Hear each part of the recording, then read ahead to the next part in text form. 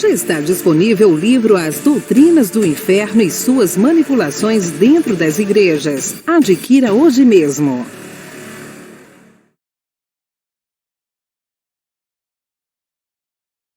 Olá, abençoados! Graça e paz, bem-vindos ao canal da Graça Pura. Glória a Deus pela sua vida aí. Se você ainda não se inscreveu em nosso canal, abençoado querido, eu quero te convidar. Se inscreva hoje mesmo, mas não é para que você venha pensar igual a mim, não. É para que você pense. Se as mensagens deste canal têm te feito pensar, isso é um bom sinal. Então, comece a acompanhar a gente mais de perto, tá bom? É só você se inscrever aí no nosso canal, aperta aí inscrever-se, toca o sininho para que o YouTube te avise, já deixa o seu like, que vem coisas boas, tá? E quando você comenta, e comentem, né? E quando você comenta, isso significa que você está em engajamento com o canal, você está dizendo assim para essa plataforma, divulguem esse canal, porque tem coisa boa por aí. Por isso que eu peço a vocês, comentem. E também se você é crítico, né? Quiser fazer seu comentário, fica à vontade, né? Fique muito à vontade. Bom, abençoados, deixa eu falar aqui um pouco sobre o nosso livro, né? Falar assim, tem gente que fala assim, já vem o André, vendedor de livro, o problema é seu, você não é obrigado, tá bom, querido? Você não é obrigado a adquirir, mas se você quiser adquirir, tá bom? Vou deixar até aqui o nosso meio de comunicação, que é o nosso WhatsApp. Tá aí a Doutrina do Inferno, Suas Manipulações e Mentira. Quando eu falo para vocês que esse livro aqui, ele é um fator de mudança na vida das pessoas, que quando vocês adquirem esse livro e por acaso vão emprestar esse livro para alguém, principalmente do sistema religioso, você coloca 1, 2, 3, 4, 5 pulgas na orelha da pessoa, que ela vai ficar ali com aquilo, ela nunca mais vai ser a mesma depois que ler esse livro, é a grande realidade. Tanto que eu tenho aqui um abençoado que me relatou, né, me escreveu hoje no WhatsApp, eu quero botar aqui, deixa eu botar aqui a imagem, tá aí, é o abençoado Hélio Gonçalves de Goiânia, Goiás, um abraço, meu irmão. Então ele fez o seguinte comentário e mandou para mim, ele falou ali, olha, a página 53, se referindo ao livro, foi a que mais me chamou a atenção, distorções do sistema religioso. Vale muito a pena se fortificar com a leitura do livro.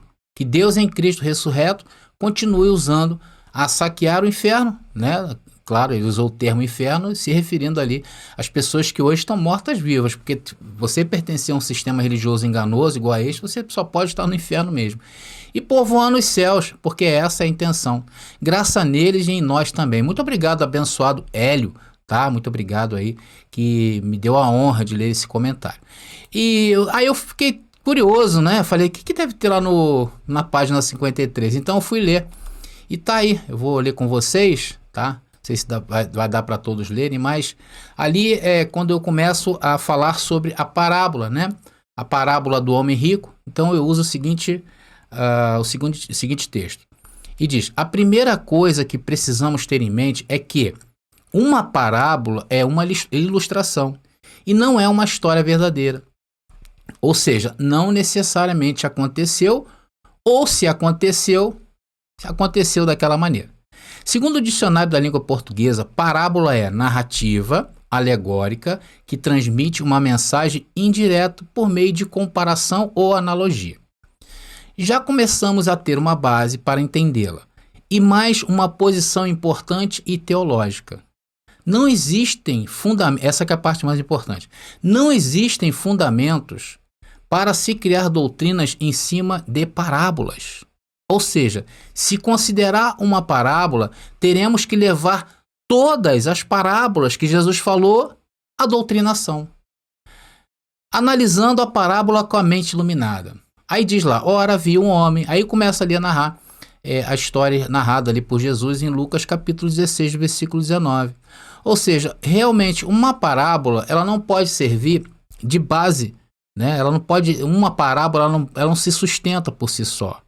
Mas foi isso mesmo que eles fizeram em falar sobre o inferno de Lago de Fogo, onde o verme nunca apaga, onde o fogo nunca apaga, né? E os vermes nunca morrem. Foi da ideia ali de quando Jesus falou da lei, né? Se referindo à lei, e quando Jesus usou a parábola do rico e o Lázaro, o mendigo, né? E sabemos que ali, aquela parábola, ela era uma parábola muito contada há muitos anos atrás dos egípcios. Jesus só fez uma adaptação ali para falar algo àquele povo, para que aquele povo entendesse que era chegado a hora do juízo. Era chegado. Jesus veio anunciar o juízo para Israel. E é disso que nós estamos falando hoje. Estamos falando do juízo que chegou ao povo de Israel. E hoje vamos ver mais uma vez como o sistema trata a vinda de Cristo, né? Eles tratam a vinda de Cristo como uma terceira vinda. E eu vou mostrar a vocês por que o sistema pensa assim. Então vamos a mais uma mensagem da escatologia consumada, ou seja, a escatologia que crê que Jesus já veio e não virá de novo. Porque se ele vier, conforme eu falei, estará falando sobre uma nova ou uma terceira vinda. E os textos bíblicos não apontam para isso.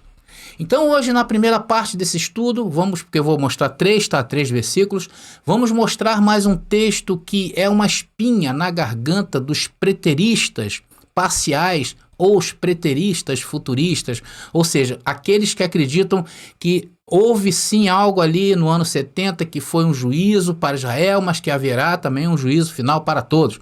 Ou outros que são preteristas que creem que tudo acontecerá em um futuro próximo.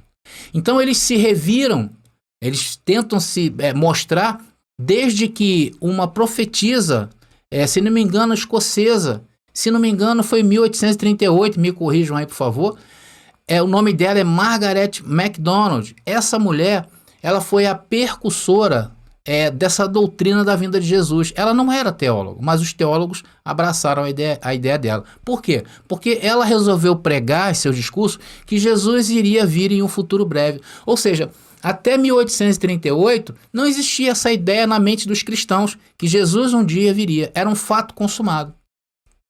Desde então, o que aconteceu? O cristianismo tradicional procura nos acontecimentos históricos fatos que saciem seus desejos de ver o mundo acabar. Tudo sendo destruído, eles têm um desejo de ver isso. E os que não estão dentro das igrejas, indo ao inferno. Essa é a visão que eles imaginam.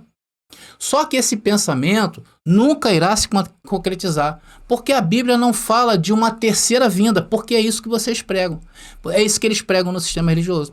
E a minha função hoje é de te mostrar que eles estão em erros de heresia através de 3 versículos ou 3 porções da palavra. E é isso que nós vamos ver a partir de agora.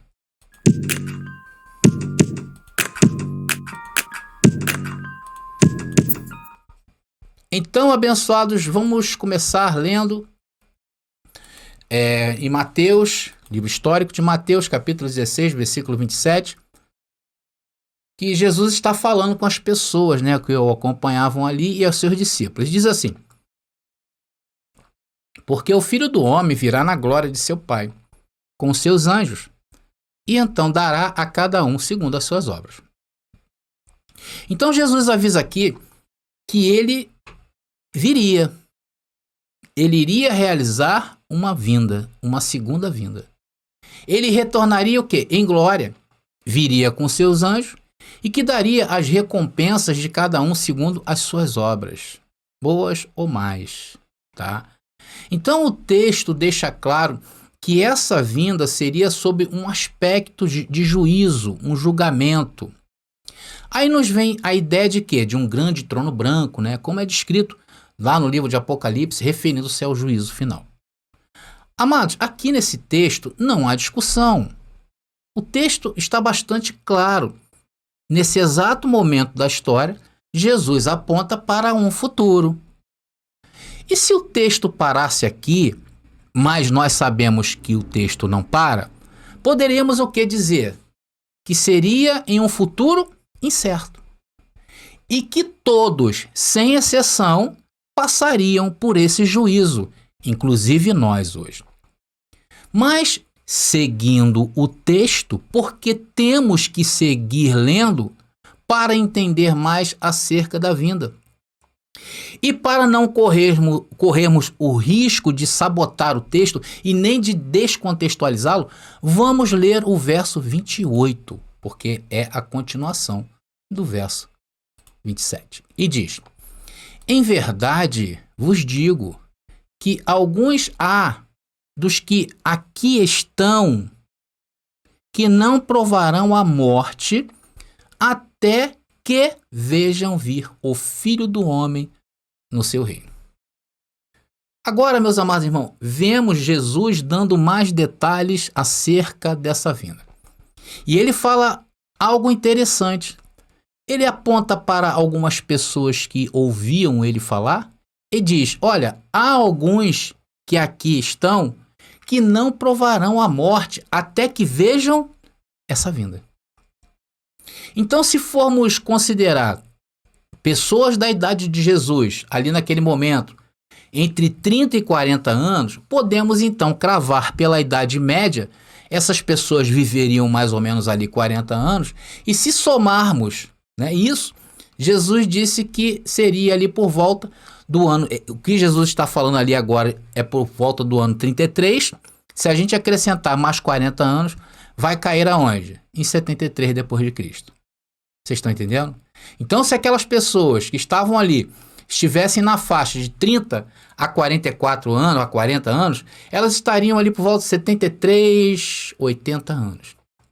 Logo, se o que Jesus está falando é verdade, podemos dizer que a sua vinda ocorreria no máximo beirando o ano 70, entre 70 e 75 depois de Cristo. Amados, eu faço uma pergunta para vocês. Tem alguém aí com problemas para entender isto? Se tiver, coloca aí nos comentários ou então aqui no chat. André, eu não consigo entender isso. Jesus disse que alguns que estavam ali ouvindo ainda estariam vivos na sua vinda? Eu não estou entendendo. Meus queridos, o texto está bem claro. Agora, por favor, irmão, não descontextualize isto. Não vem me falar, mas lá Estevão foi apedrejado e viu a glória. Não vem me falar de Daniel, das 7 semanas. Não vem me falar de Apocalipse. Eu estou tratando de um texto que foi falado por Jesus. Jesus tem crédito contigo? E quanto aos outros textos da vinda? E quanto aos outros textos, André? Calma, eu vou tratar um por um. É só você ter calma. Você precisa de 3 coisas para entender isto. Você precisa de 3 coisas. A primeira é paz. Porque essas notícias que Jesus já veio incomodam muita gente. E eu entendo. A mim me incomodou durante muito tempo. Até cair a ficha. E com você não vai ser diferente. Então você precisa ter paz. Você precisa ter convicção. E você precisa dar tempo. Então esses 3 ingredientes é o que você precisa para entender isso que eu estou falando. Eu vou tratar um por um. Calma, a gente vai chegar lá. Agora a pergunta que eu te faço novamente é essa. O texto está claro? Sim ou não? Mas claro que isso não se ouve o galo cantar mais. Logo podemos afirmar que o texto de Mateus capítulo 16, versículo 27 e versículo 28 se referia a um povo específico. Aí nós estamos vendo Jesus se dirigindo a quem? Aos judeus. Então a vinda era para um juízo aos judeus. Por isso que eu quero deixar claro que a segunda vinda de Jesus já aconteceu. Olha, e não há nada algo novo nisso, não há nada novo. Biblicamente falando, é isso, não existe outra interpretação. Agora, o que aconteceu e o que acontece é que a igreja que diz estar fundamentada sobre Cristo simplesmente passou por cima disto e futurizaram a segunda vinda para um futuro incerto. Se eles seguem a Cristo de fato, estão chamando a quem segue de quê? De mentiroso. Porque basta uma palavra do pastor para todos baixarem a cabeça e aceitar o que ele fala. Como é que pode uma igreja que se diz ser de Cristo e não aceita o que Cristo falou? Logo, a conclusão que chegamos é que o manda-chuva daquele lugar é o pastor ou o padre. Agora presta atenção no que eu vou falar. Nós não encontramos evidências na Bíblia de maneira clara de que essa vinda seria para os dias atuais. Não há nada na Bíblia especificando isso.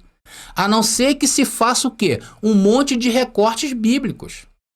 Então você vai recortando versículos isolados, textos isolados, vai encaixando um no outro, né? E assim você vai criando essa doutrina, a doutrina futurista. Assim foi também em todas as doutrinas do sistema. Foi na doutrina dos demônios, começaram a recortar. Foi também na doutrina que fala sobre o inferno, doutrina da salvação, doutrina do pecado, tudo através de recortes, tudo através de textos isolados.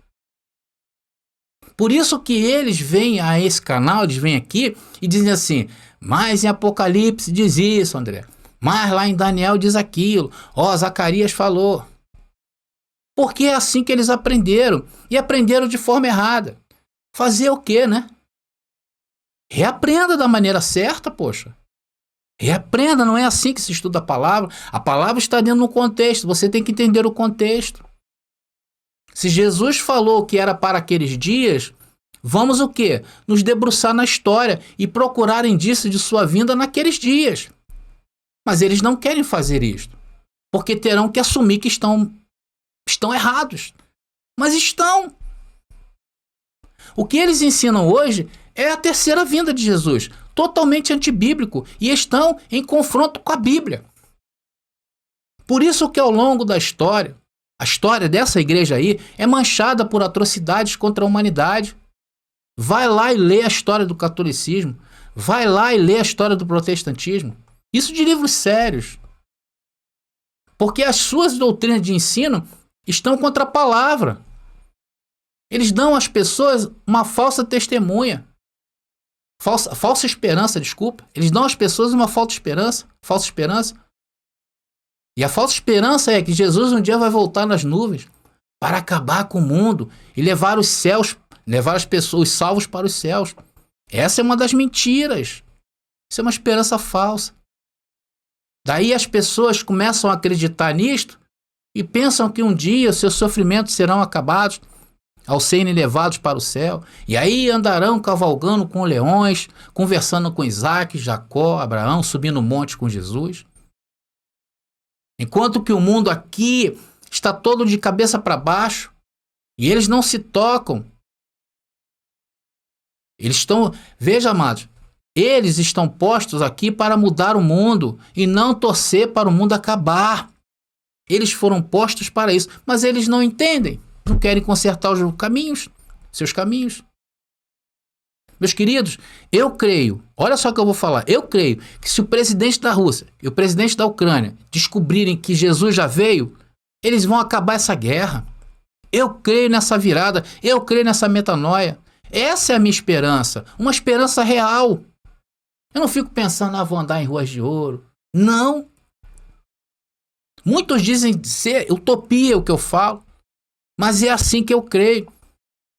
E está estabelecido o reino de Deus no mundo. Para quê? Para mudar as pessoas. E quem vai fazer isso? Eu, você, quando se conscientizar disto. Vocês estão entendendo?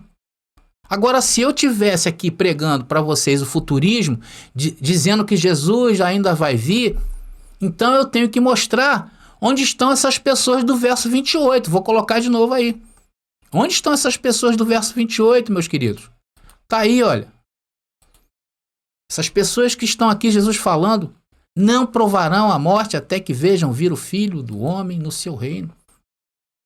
Então eu serei mentiroso, dizendo que essa vinda é para os dias de hoje? Ou então eu chamarei quem disse em verdade vos digo aí de mentiroso. Um ou outro, se eu estivesse pregando futurismo, iria ser mentiroso. Jesus ou eu. E hoje quem prevalece é o homem. Você sabe disso. Mostra isso aí, esse versículo lá para o seu líder. E manda ele te mostrar onde estes que Jesus disse que estaria vivo, onde estão. E se o teu líder te mostrar onde estão essas pessoas, se eles te mostrar que não vai, não esqueça de me avisar, tá bom? Porque eu preciso entender como elas estão vivas. Aí eles dizem assim, mas o verso 27 não tem nada a ver com o verso 28. Como assim? Como se dá essa divisão? Por que se dá essa divisão? Mentira! Amados, o texto é coerente. O seu contexto também mostra o Senhor vindo em sua glória e exercendo o juízo e dando a cada um segundo as suas obras. E depois ele indica no verso 28, vou colocar de novo aí. No verso 28 ele indica qual é o tempo. Ele não deixou de avisar aquele povo e a nós hoje. Está aí. Ele indica o tempo. Ele diz, dos que estão aqui me ouvindo, que estarão vivos quando eu vier. Amados, analise isso que eu estou te mostrando. Eu estou falando de Bíblia, não estou imaginando nada. É o que está escrito. Agora, isso choca as pessoas, porque ninguém falou isso até hoje. Pelo menos de forma expansiva como estamos fazendo hoje. Mas essa é a verdade. Está aí o texto e o contexto. Isso não é achismo. Isso é Bíblia. Vá lá, pergunta ao seu líder e veja o que ele vai fazer para te explicar isso. Se é que vai, porque tem alguns que vão falar assim, cala a tua boca, para de ouvir mensagens pelo Facebook. É isso que ele vai te falar. É isso que ele vai te fazer. Tá entendendo? Vai lá e veja a ideia do seu líder, do seu pastor, do padre. Vão te ensinar sofismas fora da Bíblia. E isso é muito triste. Meus queridos, agora é com você mesmo. Faça o que quiser com essa informação. Se eu fosse você, não perderia mais tempo em um sistema religioso totalmente antibíblico e anticristão, porque chamam Jesus de mentiroso na cara dura. Eu vou ficando por aqui. Graça e paz aí. E até a próxima mensagem. Já está disponível o livro As Doutrinas do Inferno e Suas Manipulações Dentro das Igrejas. Adquira hoje mesmo.